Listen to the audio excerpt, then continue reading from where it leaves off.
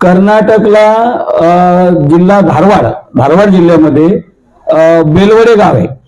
त्या गावामध्ये किल्ला आहे. त्या किल्ल्याची जी प्रमुख होती ती सावित्रीबाई देसाई, ती विधवाश्री होती त्या किल्ल्याची किल्लेदारी. त्या किल्ल्यावर म्हणजे शिवाजी महाराज कर्नाटकचा विषय, तर कर्नाटकमध्ये जेव्हा मावळे येत होते महाराष्ट्रात, जाता जाता हाही किल्ला तर त्या किल्ल्यावर त्याने हल्ला केला. सावित्रीबाई देसाई लढली. सावित्रीबाई देसाई पहिल्यांदा लढली, ती जिंकली आणि सगळ्या मावळ्यांना हरवलं तिने आणखीन फौज फाटा गोळा केला, सैन्य गोळा केला, परत हल्ला केला आणि सावित्रीबाईला दुसऱ्यांदा हरवलं. तिला पकडलं आणि बांधून कैद करून शिवाजी महाराजांसमोर उभं केलं महाराष्ट्रामध्ये.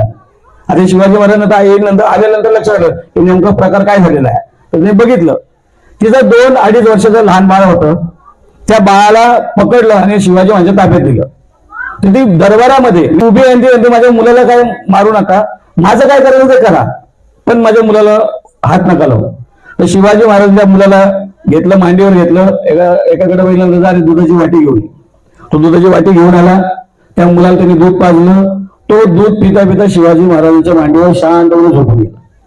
आणि तिच्याकडे सावित्रीबाईकडे देसाईकडे बघून शिवाजी महाराज म्हणतात, हा जो माझ्या मांडीवर झोपलाय ना, हा माझा भाचा आहे आणि तू माझी बहीण आहेस.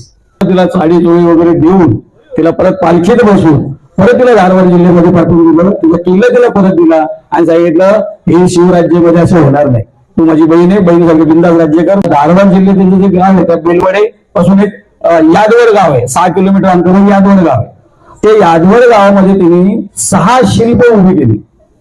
त्याच्यामध्ये शिवाजी महाराजांच्या सिंहासनावर बसलेले आहेत आणि ती असे समोर हात जोडून उभी आहे. असे शिल्प तिने तिथं कर्नाटकमध्ये धारवाड जिल्ह्यामध्ये 6 शिल्प उभी केली.